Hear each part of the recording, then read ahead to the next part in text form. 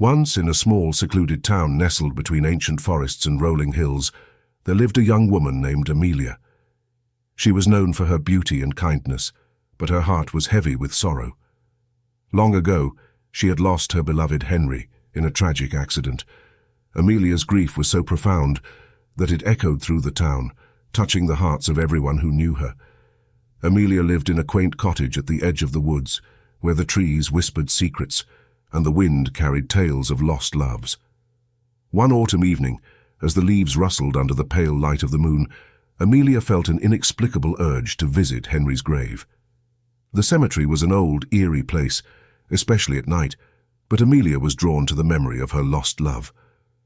With a lantern in hand, Amelia walked among the gravestones until she found Henry's resting place. The stone was weathered, but the words carved into it were still visible. "In loving memory of Henry, a kind soul taken too soon." As Amelia placed fresh flowers on the grave, a soft breeze swept through the cemetery, and she heard a faint whisper in the wind. "Amelia," the wind murmured, carrying the voice of her lost love. "I've never left you. I am here beside you in every gust of wind, in every rustle of leaves." Tears welled up in Amelia's eyes as she listened to the voice that had haunted her dreams for so long. "Henry," she whispered, her voice trembling with emotion. "Yes, my love," the wind replied, wrapping around her like a warm embrace. "I have watched over you, unseen but never far. Our love is eternal, transcending the boundaries of life and death." Amelia felt a mixture of joy and fear. Joy, because she could feel Henry's presence once more. Fear, because she knew that the boundary between the living and the dead was not to be trifled with.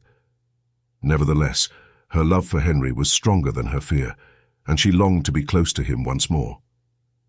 Days turned into nights, and Amelia spent her hours by Henry's grave, listening to his whispers in the wind. The town, sensing something otherworldly, began to speak of the woman who communed with the dead. Some called her a witch, while others admired her undying love for Henry. One night, as the full moon hung low in the sky, Henry's whispers grew urgent. "Amelia, my love, you must release me," he said, his voice carrying a hint of sorrow. "I cannot bear to see you trapped in this world between the living and the dead. You deserve a life, a love, that is fully yours." Amelia's heart ached with the pain of realization. She knew that Henry was right. She couldn't keep him tethered to the earthly realm forever. With tear-filled eyes, she whispered, "I love you, Henry, with all my heart, but I release you. Find peace and know that my love will follow you into eternity." As Amelia spoke those words, a soft golden light enveloped Henry's grave. His whispers faded into the night, but his love remained in Amelia's heart. In that moment, she felt a bittersweet mix of sorrow and relief. With Henry's spirit finally at peace, Amelia found the strength to move on. She carried the memory of their love with her, cherishing it like a precious gem. The town, once divided in their opinions about her, now saw her as a symbol of enduring love and strength.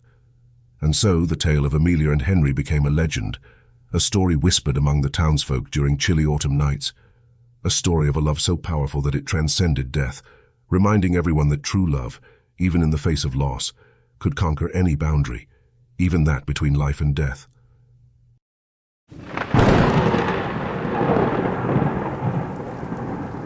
In the realms beyond life, where ethereal mists swirled and celestial beings moved like whispers of light, there lived a man named Michael.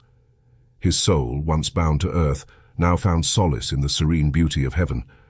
Alongside him were his two children, Lily and Thomas, both innocent souls taken tragically in an auto accident, and his beloved wife Sarah, left behind in the world of the living. Michael, with the blessings of the angels, was allowed occasional glimpses into Sarah's life. He watched over her, his love transcending the boundaries between worlds. One day, as he gazed upon her, he sensed a growing darkness within her heart. Grief had consumed her, pulling her into a deep abyss of despair. In heaven, Michael sought guidance from the angels. They, in their infinite wisdom, warned him of the delicate balance between faith and despair. Sarah's despair was a path fraught with danger. If she succumbed to it entirely and chose to end her own life, the consequences would be dire. With a heavy heart, Michael appeared before Sarah, his ethereal form flickering like a distant star. His voice, gentle and warm, floated into her mind. "Sarah," he whispered, "I am here. I see your pain, but you must not lose faith. Our love, the love we shared in life, transcends death. It is a beacon of light that can guide you through the darkest of times." Sarah, startled yet comforted by his presence, listened intently. His words, though ghostly, wrapped around her like a protective cloak. "Michael, is that really you?" she murmured, her voice quivering with both hope and fear. "Yes, my love," Michael replied, his eyes filled with sadness and love. "I need you to listen to me, Sarah. The angels have warned me.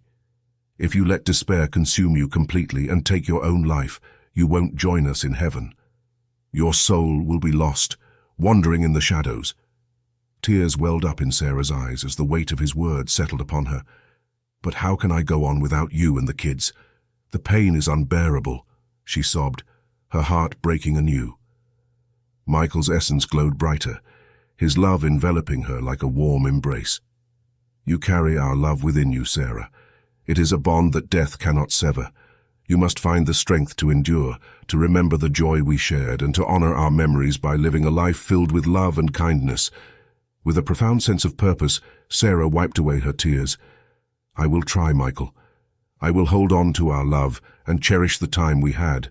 I won't let despair claim me." In that moment, Michael smiled, his form becoming more translucent as he prepared to return to the heavenly realms. "I believe in you, Sarah. Our love is eternal, and as long as you hold on to it, we will always be together, even across the boundaries of life and death." And with those words, he faded away, leaving Sarah with a newfound determination to face the challenges of life. The memory of Michael and their children became her guiding light, reminding her that love could conquer even the darkest of sorrows. And so, she carried on, embracing life with a brave heart, knowing that her eternal love story would continue to unfold, no matter the obstacles in her path.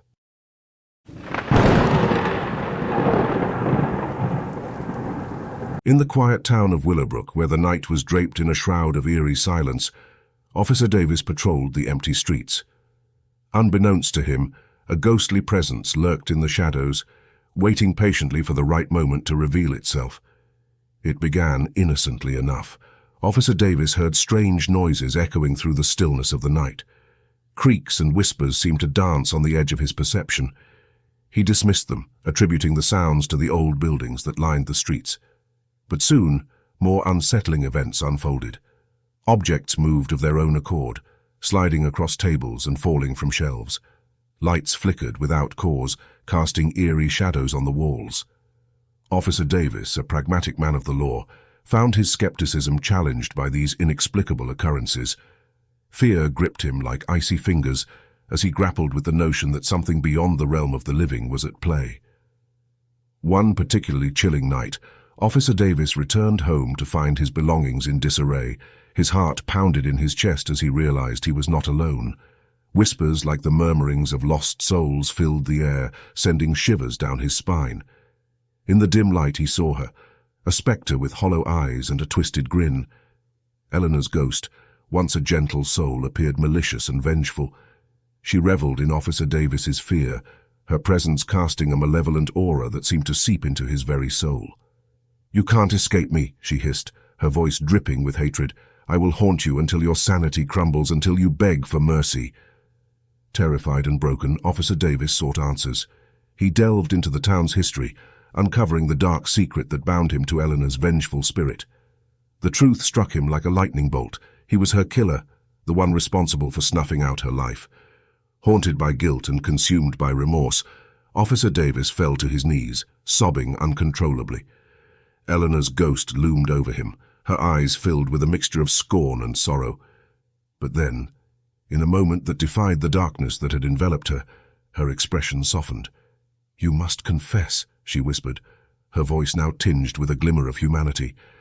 "Only then can my tormented soul find peace." Officer Davis, broken and defeated, confessed to his crime.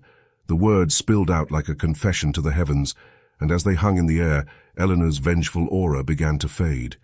In its place, a serene glow enveloped her, and her spectral form seemed to regain its lost innocence. "I forgive you," she said, her voice now gentle, as if carried on a breeze from a distant, tranquil meadow.